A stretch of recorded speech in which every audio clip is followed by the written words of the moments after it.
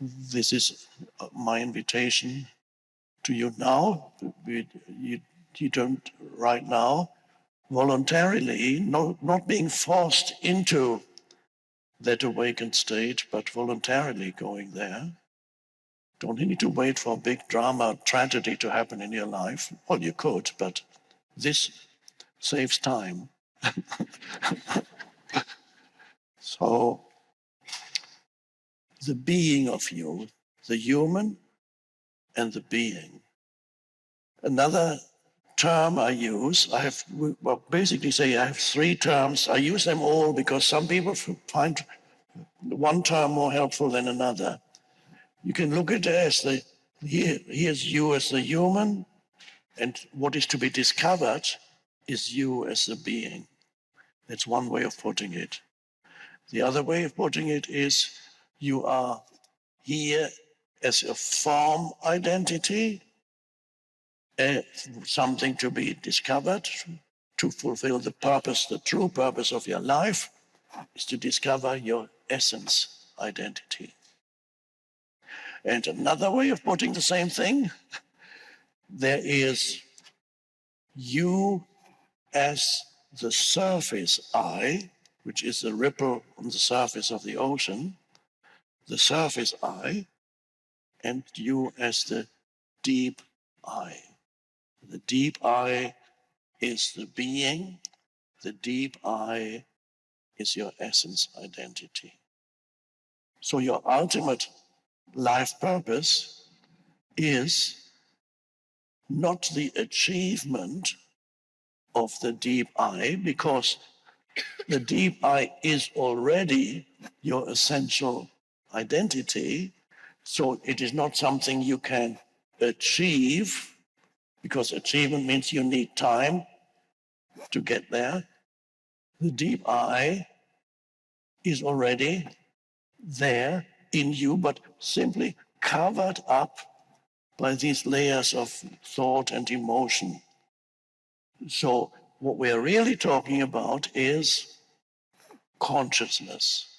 Consciousness, when you think, consciousness takes the form of a thought in the same way that the ocean can take the form of a wave or a ripple that appears on the surface of the ocean. So when you think, then consciousness has, let's use this spiritual term, consciousness has incarnated, meaning has taken form, has incarnated into a thought. And then consciousness incarnates into an emotion. And then consciousness incarnates into all whatever the world that you perceive, it's all happening in your mind. All the sense perceptions, they're happening in your space of consciousness. So there's also the people in this room, the man sitting on the chair, the totality of this room is something that is experienced in your consciousness. Who knows what's actually out there? Perhaps there is no out there. Perhaps there is only in here. Philosophers have been talking about whether what we perceive out here is actually true. And more recently, especially since the arrival of that movie, The Matrix, people have come up with ideas that we live in a matrix. One could say, yeah, it's a little bit like a matrix, but really, yes, all these, what we perceive, are also the forms that consciousness takes. Consciousness takes on the form of you as the human. It's an interesting form because there's no other human just like you, has never existed on the planet. A human just like you with those particular experiences and even the external appearance. You would recognize your friend or brother or father out of millions of people you would recognize, even just features. So, yes, you are a very unique thing that consciousness has appeared as, has taken form as the human. There's the you as a human. Ah, whoa, a body, a body. Okay. And then consciousness experiences the so-called reality through you, the human form. But not only experiences, it's completely identified with it. Every thought, everything. It's like it's consciousness is completely identified with the forms. Every thought is so complete identification. So when I say you identify with thought, you identify with emotion, you identify with experiences, you identify with possessions, you identify with relationships. When I say that, who is the you that does all that's identifying? That's the quick question. Who is the you that is identifying with those things? So in other words, you can ask yourself the question, if I am ultimately not my thoughts or my emotions or my experiences or whatever I identify with, if ultimately that is not who or what I am, who or what am I? If I'm not this person, if that is just a temporary appearance, fine. But if what is the thing that does the identifying? Oh, okay. That's maybe something to explore experientially, maybe at this moment here, because at this moment you are perceiving things. Perhaps you're thinking a little, hopefully not, because there's nothing to think about while you listen to this. There's nothing to work out because it's quite simple, really. There's nothing to work out conceptually. But let's say, what is your experience of this moment? What is your reality at this moment? Let's see if we can.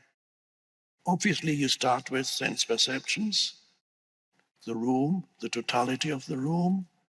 Then perhaps you can feel your body on a chair, and you perceive the auditory perception, noise, the voice that you listen to. All these things are happening in your consciousness right now. And you feel, perhaps you have certain thoughts and say, how much longer is he going to talk? I don't get it. I don't get it at all. I can't. What to,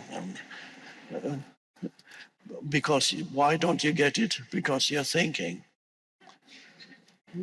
So let's see for a moment. Yes, so that's the totality of this moment, the present moment. People say the present moment is whatever is happening at this moment. It is not. The present moment is not what's happening. The present moment is deeper. The present moment is a space for what's happening. But people think this moment is what's happening in this moment. But this moment is not what's happening in this moment, because that's why people, by the way, they say many, many moments every day. No, there's only ever this moment. Only the things that happen in this moment, those things change. So the totality of this, some thoughts you may have, some emotions you may have. It's okay, is that all there is? Have you missed anything of this moment? Well, perhaps the most essential thing you may have missed, and that is who or what is doing the perceiving and the thinking right now. Who are you right now? Who are you? What is the reality of you? I suggest for a moment you pretend that you have just arrived here and you don't have a past or future. You don't have a past or future, only this moment. And because you don't have a past or future, you look around, you listen, and you're not interpreting what you see or listen to.